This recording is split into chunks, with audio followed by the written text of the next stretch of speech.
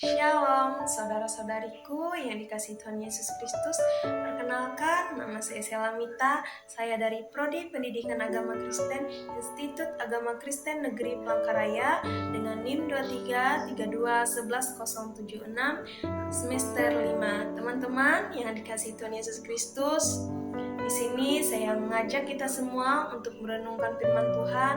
Namun sebelum itu, marilah kita bersatu hati di dalam doa. Bapa yang baik, Bapa yang mengasihi kami mengucap syukur tiada hentinya karena kasih-Mu yang luar biasa di dalam kehidupan kami, sehingga kami masih bisa merenungkan firman-Mu. Ya Tuhan, sebentar lagi kami mau merenungkan firman-Mu, dan ya Tuhan memberkati telinga kami, memberkati hati kami, memberkati pikiran kami, agar kami dapat fokus mendengarkan firman-Mu dan bisa melakukannya di dalam kehidupan kami hari lepas hari. Ini doa kami alaskan di dalam nama anak Yesus Kristus. Kami berdoa dan mengucap syukur. Haleluya. Amin. Teman-teman yang dikasihi Tuhan Yesus Kristus, tema kita pada hari ini yaitu Tuhan ada di tengah badai, yang terambil dari Markus pasal yang keempat ayat yang 35 sampai yang ke-41. Dengan perikop angin ribut diredakan. Pada hari itu, waktu hari sudah petang, Yesus berkata kepada mereka, "Mari kita bertolak ke seberang sana."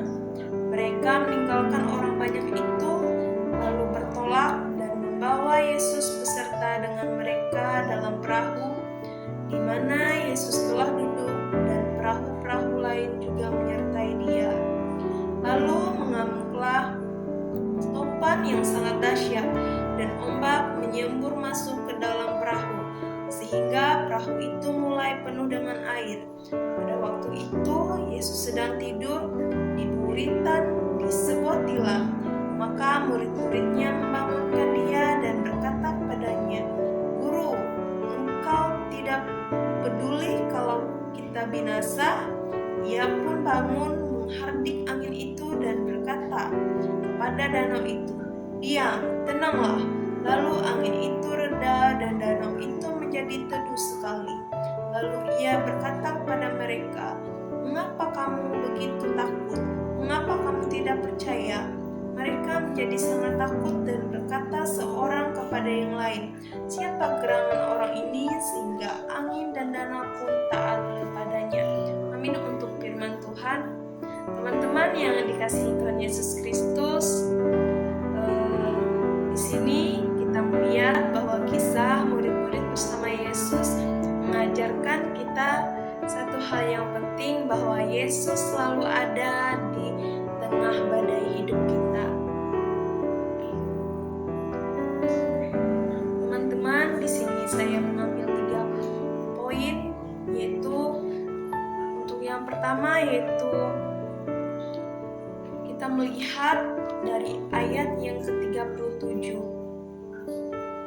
Mengamuklah topan yang sangat dahsyat. Teman-teman, untuk poin yang pertama, badai hidup itu pasti ada.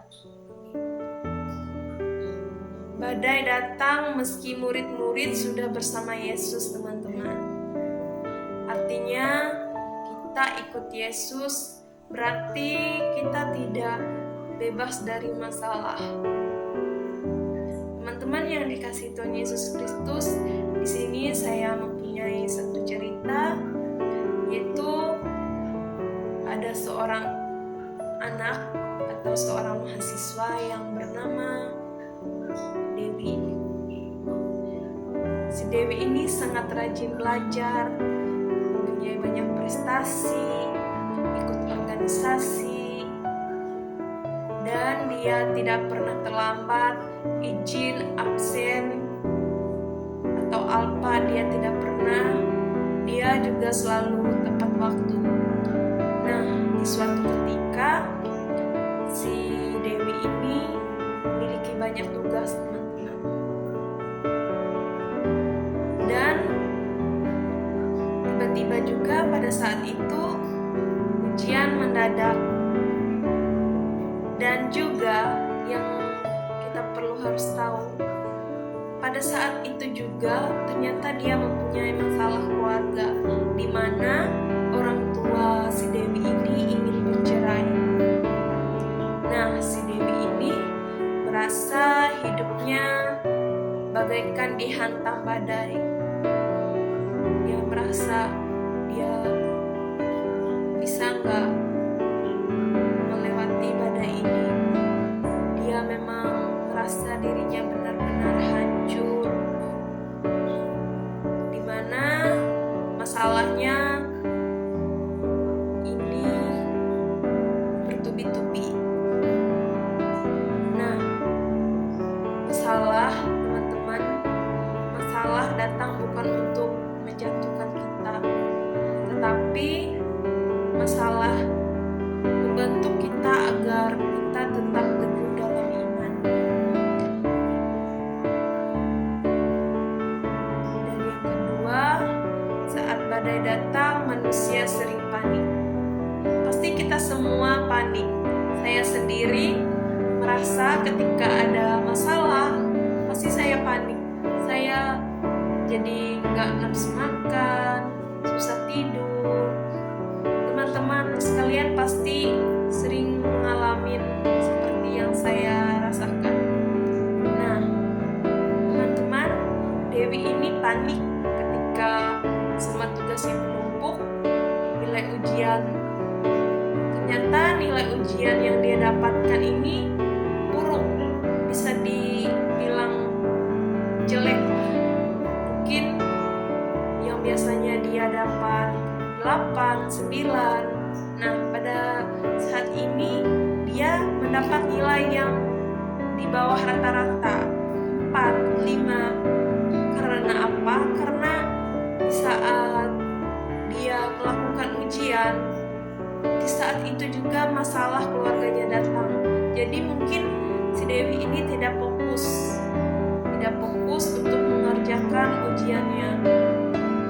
Nah, ketika itu si Dewi merasa Tuhan itu tidak peduli, tapi sebenarnya Tuhan itu ada dan memegang kendali hidup kita, teman-teman. Tapi Tuhan menunggu waktu yang tepat untuk menolong kita.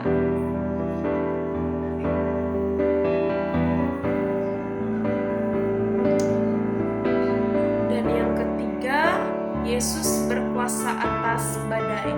Nah, di ayat yang ke-39 sampai yang ke-41, Yesus berkata, "Diam, tenanglah."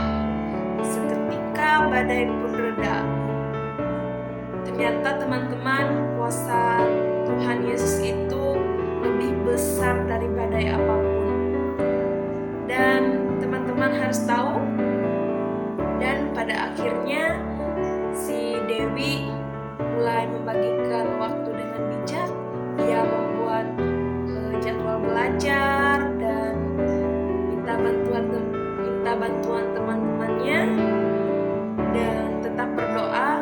Dan teman-teman harus tahu bahwa orang tua Dewi ini tidak jadi bercerai seperti itu. Dan akhirnya teman-teman harus tahu, lama-kelamaan si Dewi ini bisa menyelesaikan semua tugasnya, dan juga nilai si Dewi ini meningkat. Dan dari ini dia sadar bahwa masalah si Dewi ini, bahwa masalah diriku, kata Dewi, bukan hilang dengan sendirinya, tetapi karena si Dewi ini berdoa dan menyerahkan semua masalahnya kepada Tuhan. Itu pesan yang bisa kita ambil. Hidup kita bisa aja tenang di tengah badai kalau kita tetap percaya percaya pada kuasa Tuhan Yesus. Tuhan Yesus pasti memberi kita hikmat, damai, dan solusi di saat yang tepat. Kita belajar bahwa badai hidup pasti datang. Badai hidup pasti datang. Dan yang harus kita terapkan bahwa kita harus percaya Tuhan Yesus selalu menolong kita. Yang kedua, kita sering panik. Saya sendiri aja sering panik kalau ada masalah, teman-teman. Tetapi saya percaya Tuhan Yesus tidak pernah meninggalkan. Keesokan harinya pasti ada aja jalan keluar dari masalah yang saya hadapi. Kita harus percaya Tuhan tidak pernah meninggalkan kita, teman-teman. Dan yang ketiga, Yesus berkuasa meredakan badai. Tidak ada kuasa pertolongan yang lebih dahsyat kecuali pertolongan Tuhan. Tuhan lebih kuat, Tuhan lebih hebat dari badai apapun. Mari kita percaya selama Yesus ada di dalam hidup kita, badai apapun tidak akan menghancurkan kita. Teman-teman, mungkin sekian firman Tuhan kita pada saat ini. Marilah kita tutup dalam doa. Mari kita bersatu hati di dalam doa. Bapa yang di surga, terima kasih Tuhan, Engkau selalu ada di tengah badai di kehidupan kami. Di saat kami ingin menyerah, di saat kami ingin putus asa, Engkau selalu ada, Engkau selalu menolong kami ya Bapa. Ya Tuhan, kiranya Engkau tolong kami ya Tuhan, agar kami selalu percaya akan Engkau yang selalu memberi kami kekuatan, penghiburan di setiap langkah kami. Kami serahkan hidup kami di dalam nama Anak Yesus Kristus. Kami berdoa dan mengucap syukur. Haleluya. Amin. Sekian firman Tuhan kita pada saat ini. Tuhan Yesus memberkati kita semua.